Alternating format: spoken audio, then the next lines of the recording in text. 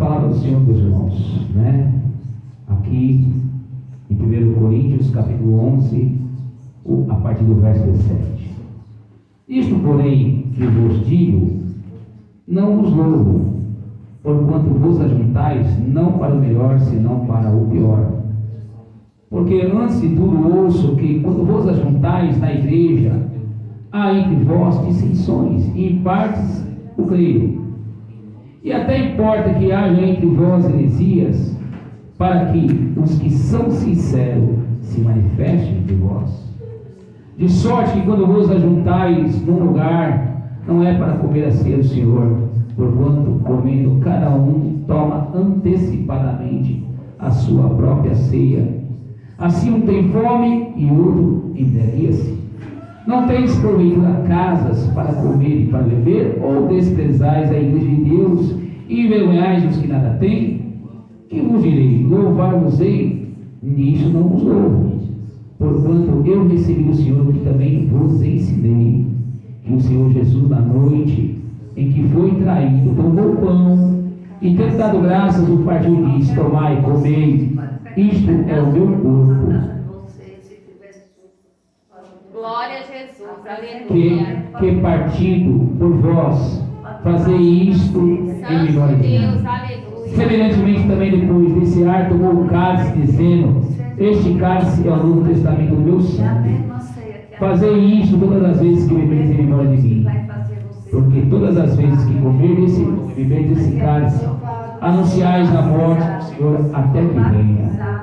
Portanto, qualquer que comer este pão ou beber o cálice do Senhor indignamente, será culpado do corpo e do sangue do Senhor. Examine-se, pois, o homem a si mesmo, e assim coma deste pão e beba deste cálice. Porque o que come e bebe indignamente, come e bebe para a sua própria condenação, não discernindo o corpo do Senhor. Por causa disso há entre vós muitos fracos e doentes e muitos que dormem. Porque se nós nos julgássemos a nós mesmos, não seríamos julgados. Mas quando somos julgados, somos repreendidos pelo Senhor, para não sermos condenados com o mundo. Portanto, meus irmãos, quando vos ajuntais para comer, esperais uns pelos outros. Mas se alguém tiver fome, come em casa, para que não vos ajunteis para a condenação. Quanto às demais coisas, ordenareis quando for ter convosco. Amém? Podemos sentar um minutinho. Louvado e agradecido seja Deus. Meus irmãos que estão na live vão participar. Aqui, meus irmãos, Igreja do Senhor Jesus. O apóstolo Paulo está ali na igreja de Corinto. Na verdade, ele não estava nem presente. Paulo ele esteve presente em Coríntios. Ele fundou ali a igreja de Cristo, ali em Coríntios.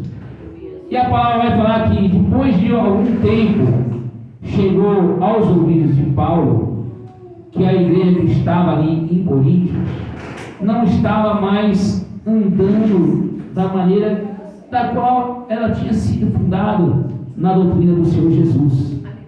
Coríntios era uma cidade rica, era uma cidade de glamour da Grécia, era uma cidade de artes, era uma cidade de pessoas que tinham poderes aquisitivos, de filósofos, né? Era uma cidade de muita luxúria, né?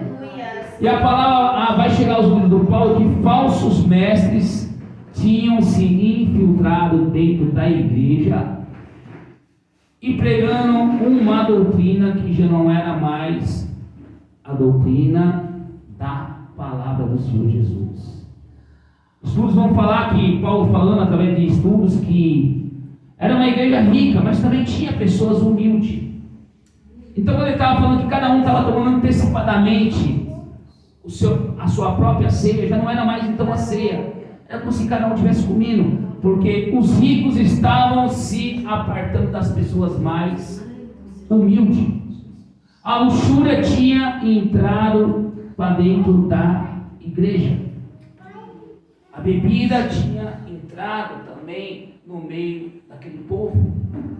A prostituição também, né, a fornicação tinha entrado no meio da igreja, né, e ali alguns pregando que aquilo não era pecado, que eles poderiam participar ali do corpo, do sangue da mesma maneira E começou a haver uma acepção entre pessoas, entre irmãos e irmãos. Aqueles que eram mais humildes começaram a ser deixados de lado, né? Louvado-se Deus. E isso hoje é uma grande preocupação, que graças ao Senhor Jesus, nós não somos uma igreja perfeita. Por quê, pastor? Nós não somos uma igreja perfeita.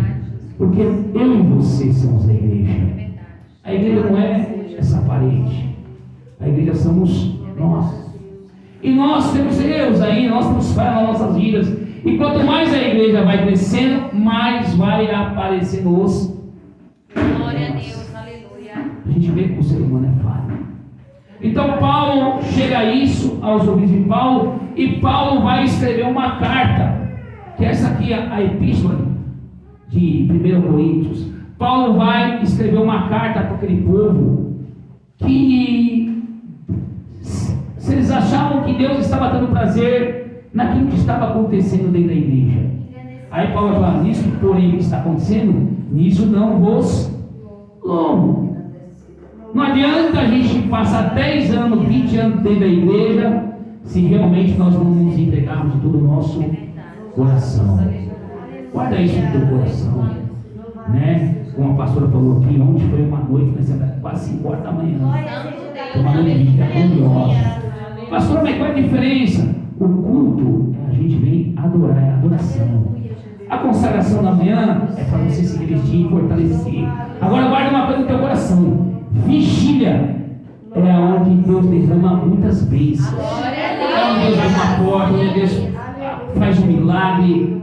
Me pergunte por quê? Não sei. Quando nós viemos adorar, consagração, você vai se consagrar, vai se revestir.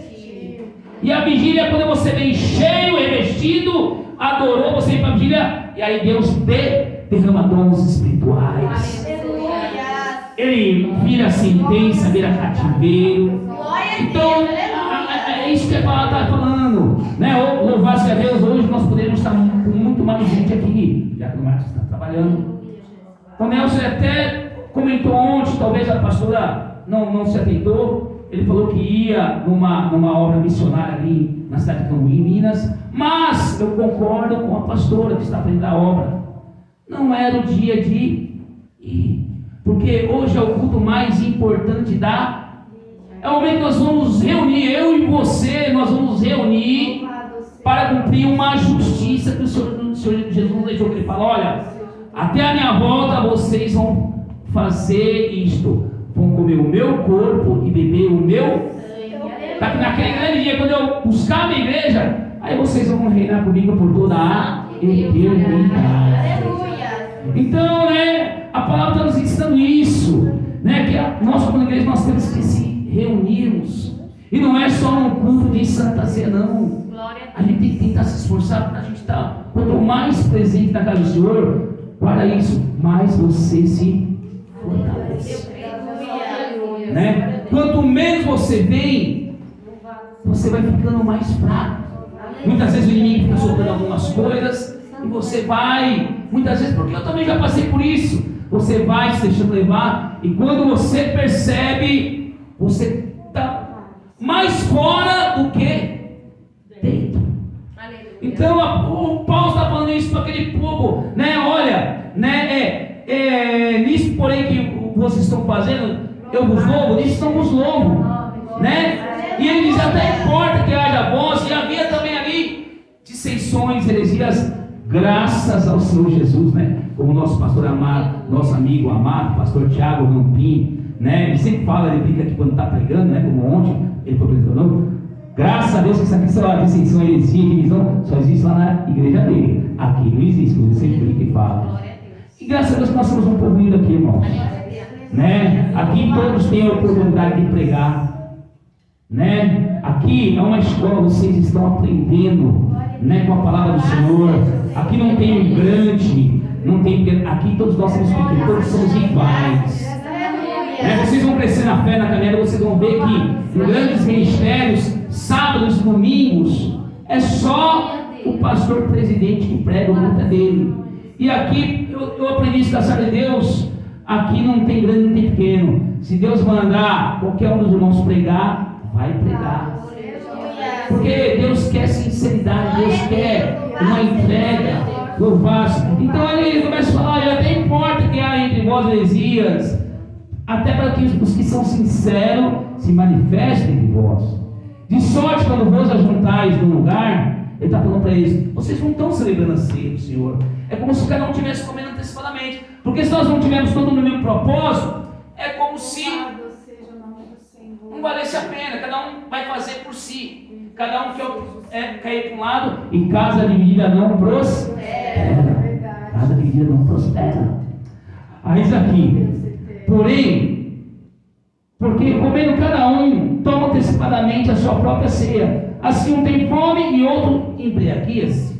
Não tendes porventura casa para comer ou para beber? Ou desprezais a igreja, Senhor? Nós não podemos jamais desprezar a igreja. Louvado a Deus, porque o Senhor nos ensina, guarda os teus pés quando entrarem dentro da minha. Não está falando do pé, não, mas está falando da tua vida. Ele está falando para mim, para você, tenha sinceridade comigo. Tenha verdade comigo, tenha prazer comigo quando você entrar para dentro da minha casa. E aí ele vai começar então. Porque eu recebi do Senhor o que também vos ensinei. Todos nós temos sido ensinados. A palavra temos ensinado.